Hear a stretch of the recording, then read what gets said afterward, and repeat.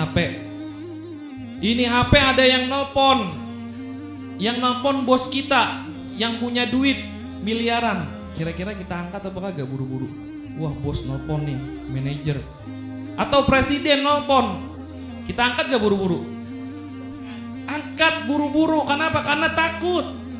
Apa kalau lama diangkat bisa apa namanya? Bisa dipecat. Apa kalau misalnya lama diangkat bisa diapain? Bisa gak dibagi duit?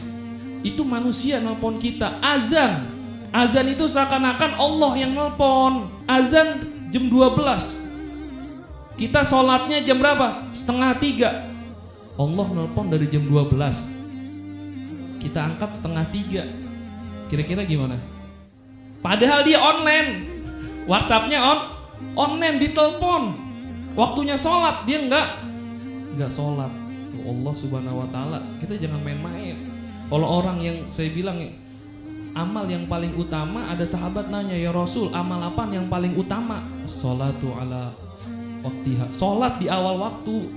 Orang yang sholat di awal waktu, orang yang rajin jamaah di masjid, hidupnya gak mungkin susah. Kalau hidupnya susah, Allah kasih hatinya luas. Makanya kalau kita lagi sumpah pengen lihat muka orang-orang yang gak ada masalah, datang ke masjid, lihat aki-aki mukanya pada tenang-tenang banget. Bukannya dia gak punya masalah, bukan. Punya masalah tapi dia punya Allah. Dia punya Allah, tenang. Kayak orang berenang, jago berenang di lautan. Gayanya gaya apa? Gaya tidur. Tahu gaya tidur telentang. Dia bisa berenang. Ini punya masalah seluas laut. Kalau dia punya Allah, dia kayak tiduran di atas air berenang. Gak bakal tenggelam. Kalau orang yang banyak masalah, sholat kagak, paling gantung diri, depresi, stres, na'udzubillahi min. Masalah banyak, sholat kagak. Kalau nggak gila, stres, depresi, gantung diri, na'udzubillahi min dali. Itu lihat orang-orang yang datang ke masjid ya rajin, yang 5 waktu, orang-orang tua, hidupnya tenang, lihat mukanya adem, nggak punya masalah. Kenapa? Karena punya Allah Subhanahu wa taala. Dia di laut itu seakan-akan bisa jago berenang, gak mungkin tenggelam. Sebaliknya orang yang banyak masalah, walaupun dia punya harta dunia, tapi sholat kagak. Di kolam renang gak tenggelam dia. Apalagi di lautan. Lautan yang dahsyat, masalah yang banyak, dia gak bisa berenang. Kira-kira mati apa enggak? Mati. Kan ketika kita ruku, ketika kita sujud, semua dosa-dosa kita itu jatuh-jatuhan, berjatuhan.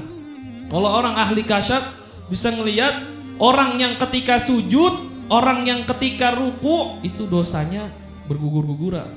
Masalahnya jatuh satu persatu. Makanya orang yang banyak masalah jangan jauh-jauh dari Allah. Kemarin kan pernah dibahas hadis qudsinya. Wala tubaidni, wahai hamba-hambaku, jangan jauh dari aku. Kalau engkau jauh dari aku, amla qalbaka faqran, saya bikin hati kamu miskin. Kamu kaya tapi hati sumpek.